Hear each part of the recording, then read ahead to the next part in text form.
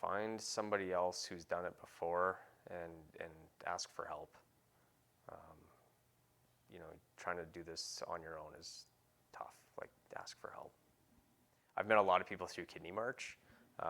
And so when, on the march, actually was when I got most of my advice. I would, trap people that are walking next to me, and we'd share our stories, and I would ask a lot of questions about the caregiving experience. But in my close circle of friends, family, and other, this is really the first major experience that we've had. And so I didn't really have anybody in my circle that had experienced this before. Even one of my closest friends from Kidney March, whose wife has had 2 transplants, they've never done dialysis, despite the 2 transplants. And so, especially going into the dialysis phase of this, I really didn't have any support. And so that was quite challenging. It would be nice if you know ahead that you may have to, in our case, we relocated for various reasons, but are we ever glad we did? We had a big house that it became really hard to look after. So do a little bit of planning, I would say. Just think about what if you get so that you are the person, the only person in the house who can do all of the household duties.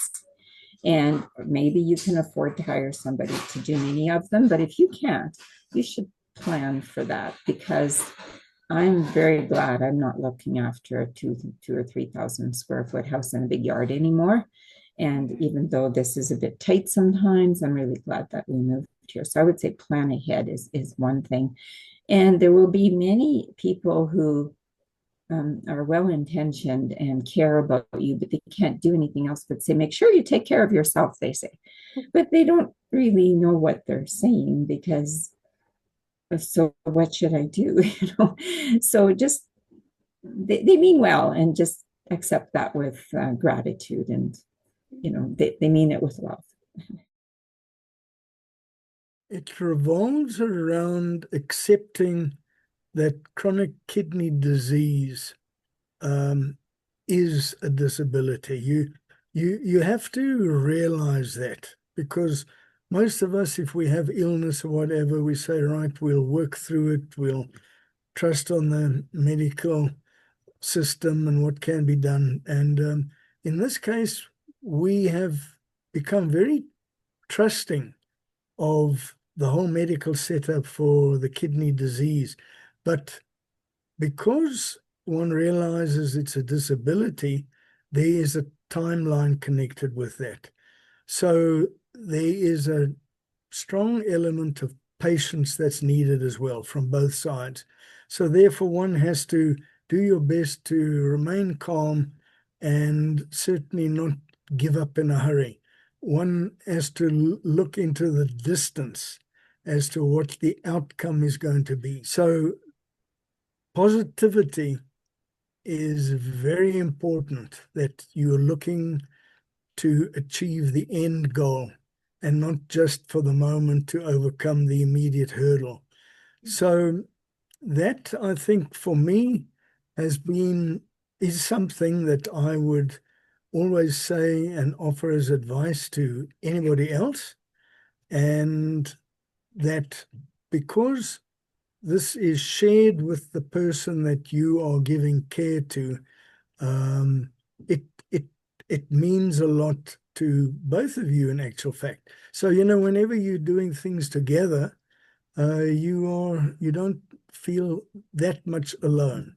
So in many ways, my thought is that you have to get closer to the person that you're giving support to, so that you can be sure that the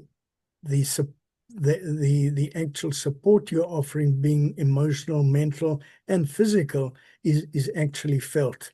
So I would also say to any other caregiver that you have to encourage yourself and with the person you're working with to help find all of the positive aspects that one can look out for, because there's so much so much to be negative about, because you have the uncertain future, you have the fear of the unknown. But if you do your best to set those aside and look for the positive things, which invariably, as I was saying, are a little further down the line, but you have to remember that there is that goal, and that there will be a better outcome. Though that really does help.